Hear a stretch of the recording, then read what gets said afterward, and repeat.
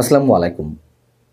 প্রিয় দর্শক, 5 আগস্ট গণ অভ্যুত্থানের দিন এবং তার আগে সেনাপ্রধান কাদের পক্ষে কাজ করেছেন, সেনাবাহিনী কাদের পক্ষে ছিল, গোয়েন্দা ইউনিটগুলো কী ধরনের ভূমিকা পালন করেছে অথবা তাদের কোনো ব্যর্থতা ছিল কিনা, সেসব বিষয়ে অনেকদিন পর হলেও মুখ খুলেছেন আওয়ামী সরকারের শীর্ষস্থানীয় সাবেক মন্ত্রী, সাবেক স্বরাষ্ট্রমন্ত্রী আসাদুজ্জামান খান কামাল।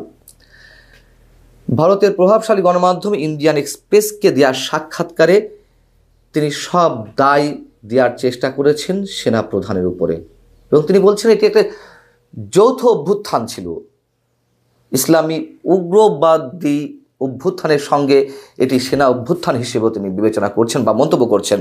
তার কাছে প্রশ্ন ছিল যে স্বরাষ্ট্রমন্ত্রী হিসেবে আপনি অভ্যন্তরীণ নিরাপত্তার দায়িত্বে ছিলেন, এ বিষয়ে অবগত ছিলেন কিনা, অর্থাৎ 5 আগস্ট যা কিছু ঘটতে যাচ্ছে বা তার আগে পরে।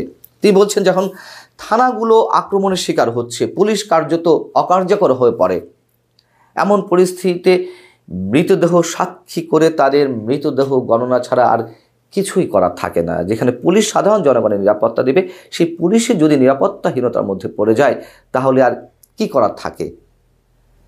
তিনি বলছেন যে আমি বলবো সেখানে যৌথ অভ্যুত্থান ঘটানো হয়েছে, ইসলামী উগ্রবাদ এবং সেনাবাহিনীর যৌথ অভ্যুত্থান।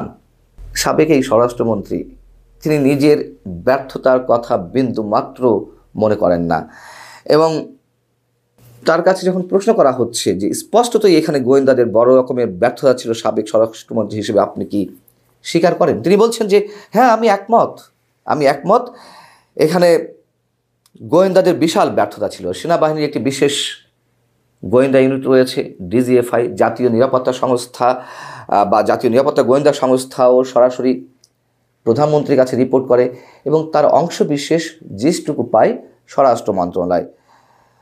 অতএব এখানে তারা যা বলেছে তার থেকে ভুল মেসেজ এসেছে। কিন্তু কেন তিনি ভুল মেসেজ পাওয়ার কথা বলছেন?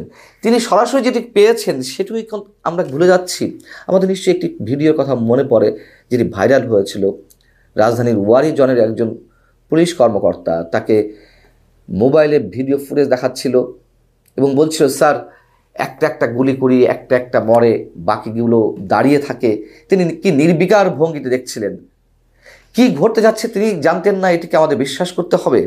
এবং সেনাপ্রধান সম্পর্কে তিনি আরও বলছেন যে 4 আগস্ট মধ্যরাত পর্যন্ত আমি তার সঙ্গেই ছিলাম। সাবেক প্রধানমন্ত্রী শেখ হাসিনার সঙ্গে কথা বলছেন, পুলিশের প্রধানও ছিলেন, সেনা প্রধানও সেখানে ছিলেন। তিনি শেখ হাসিনাকে আশ্বস্ত করেছিলেন যে কিছুই হবে না, আমরা পরিস্থিতি নিয়ন্ত্রণ করতে পারবো।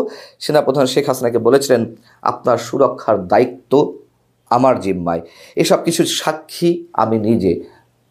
আসাদুজ্জামান খান কামাল বলছেন যা তিনি নিজে সাক্ষী। তখন আমি সেনা প্রধানকে জিজ্ঞেস করেছি আপনি কি সম্পূর্ণ দায়িত্ব নিচ্ছেন? তিনি জবাবে হ্যাঁ বলেছিলেন।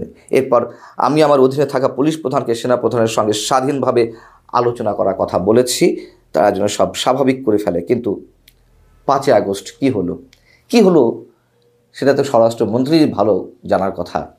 তিনি যে সব দায় সেনাপ্রধানের উপরে দিয়ে দিলেন। আমরা তো জানি যে এই অভ্যুত্থানের আগে, গণ অভ্যুত্থানের আগে 3 তারিখ কিংবা 2 তারিখ আগস্টের সেনাপ্রধান তো সাবেক প্রধানমন্ত্রীর সঙ্গে দেখা করেছিলেন এবং দেখা করে সেনাপ্রধানের নেতৃত্বে বা তার সভাপতিত্বে সেনাবাহিনীর যে একটা হার্ডকোর মিটিং হলো, যেখানে দেশের সব সেনা দপ্তরের শীর্ষস্থানীয় কর্মকর্তারা ছিলেন, তার মধ্যে মধ্যম সারির কর্মকর্তারা ছিলেন, হাতে গোনা 2-4 জন ছাড়া সবাই তো একমত পোষণ করলেন যে শেখ হাসিনাকে ক্ষমতা ছেড়ে দিতে হবে এবং এই মেসেজটি যেন তাকে পৌঁছে দেওয়া হয়। তিনি তো পৌঁছে দিয়েছিলেন। আমি দায়িত্ব নিয়ে বলছি, আমি আমার যে সোর্স সেইখান থেকে, সেই বিশ্বস্ত জায়গা থেকে আমি বলতে পারি তিনি তো দেখা করেছিলেন, তাকে পদত্যাগ করার কথা বলেছিলেন, তিনি পদত্যাগ করতে চাননি। হয়তো 3 তারিখ বা 2 তারিখে এই সিদ্ধান্তটি নিলে শেখ হাসিনাকে এইভাবে চলে যেতে হতো না, যেটি সামাল দিয়া সেনাবাহিনীর জন্য একটা ভয়ঙ্কর বিপদের মতো অবস্থা হয়ে দাঁড়িয়েছিল এবং সামাল দেওয়ার চেষ্টা করলে আরও ভয়ঙ্কর বিপর্যয় নেমে আসতো। যা ঘটেছে তার দ্বিগুণ 3 গুণ। তো সেনাবাহিনী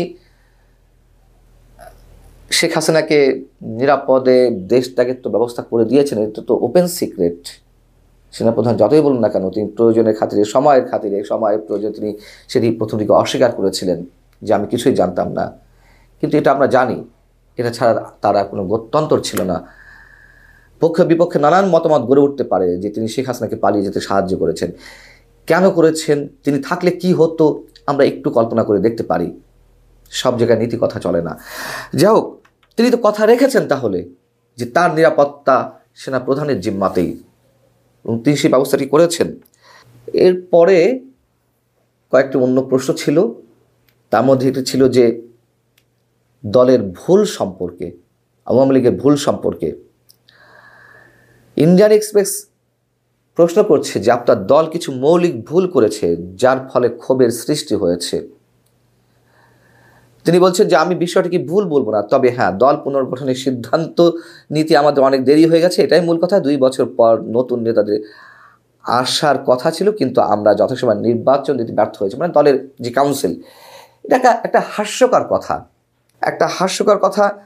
কারণ হচ্ছে নতুন কমিটি হলেই এইসব ভুল থেকে উত্তরণ করা যেত। নতুন কমিটি হলে কি হতো, হয়তো সাধারণ সম্পাদক জায়গায় ওবায়দুল কাদের পরিবর্তন হয়ে অন্য কেউ আসতেন, নয়তো ওবায়দুল কাদেরই থাকতেন। তারা কি শেখ হাসিনার বাইরে কোনো মন্তব্য করার কোনো ক্ষমতা তাদের ছিল? তারা তো সবাই তেলের ড্রাম নিয়ে বসতেন, শেখ হাসিনা যা বলতেন জি হুজুর করতেন। আর সবচেয়ে বড় কথা হচ্ছে গণমাধ্যমের ভূমিকা নিয়েও সেখানে প্রশ্ন করা হয়েছে। তিনি বর্তমানে গণমাধ্যম কী ধরনের ভূমিকা পালন করছে, তিনি বলছেন যে সব কিছু এখন সরকারের নিয়ন্ত্রণে, গণমাধ্যম কিছু করতে পারছে না, সেলফ সেন্সরশিপের দিকে চলে গেছে। এই কথাগুলো তাদের সরকারের সব মনে ছিল না? গণমাধ্যম কী অবস্থায় চলে গেছে, গণমাধ্যমের উপরে কতটা খড়ম নেমে আসতো, আওয়ামী লীগের বিরুদ্ধে কিছু বললেই, সমালোচনা করলেই তখন গণমাধ্যমের সাংবাদিকরা কী পরিমাণ সেলফ সেন্সরশিপের মধ্যে চলে গিয়েছে। এখনও গণমাধ্যম অবশ্যই সেলফ সেন্সরশিপের মধ্যে রয়েছে। অনেক ক্ষেত্রে সাংবাদিকরা ভয়ে মুখ খুলতে পারছে না, লিখতে পারছে না, কথা বলতে পারছে না, সত্য কথা। কিন্তু সব এখনকার দায়িত্ব, এখনকার সব কিছুর জন্য অন্য কাউকে দায়ী করা হবে, আর তাদের সময় কিছুই ছিল না, সেই বিষয়টি তো উল্লেখ করতে হবে। ইসলামী উগ্রবাদের একটা অভ্যুত্থান অনেকে বলেন, আমি নিজেও তা মনে করি এর পিছনে একটি গভীর ষড়যন্ত্র ছিল। 5 আগস্টে যে গণ অভ্যুত্থান, আমি এখনও শুধু গণ অভ্যুত্থানই বলছি, আমি সেনা অভ্যুত্থান, ইসলামী অভ্যুত্থান হয়তো ছিল, সেনা অভ্যুত্থানের পক্ষে আমি নই এই শব্দটির সঙ্গে। কিন্তু পিছনে যে কনস্পিরেসি থেকে থাকুক, সুদূর প্রসারী গভীর ষড়যন্ত্র যতই থেকে থাকুক, সাধারণ মানুষ তো ইনভলভড হয়েছিল। লাখ লাখ মানুষের সমাগম ঘটেছিল, রাজপথে নেমে এসেছিল, তার আগে থেকেই নামা শুরু করেছে, শুধু 5 আগস্ট নয়। আমরা দেখেছি সাংস্কৃতিক কর্মী, সামাজিক সংগঠনের নেতাকর্মীরা সবাই একসাথে হয়েছিলেন, সাংবাদিকেরাও রাজপথে নেমেছিলেন, যারা আওয়ামী পরিবারের আওয়ামী সমর্থক তারাও রাজপথে নেমেছিলেন। অতএব এটা যে শুধুমাত্র ইসলামী গণ অভ্যুত্থান সেটি থাকতে পারে, আমি সেটা অস্বীকার করছি না। ইসলামী উগ্রবাদীদের একটা ষড়যন্ত্র থাকতেই পারে, কিন্তু গণ অভ্যুত্থান ছিল না এই শব্দের সঙ্গে যদি কেউ একমত না হন, আমরা বোধহয় ভবিষ্যতে আরও বড় ভুল করার প্রস্তুতি নিচ্ছি।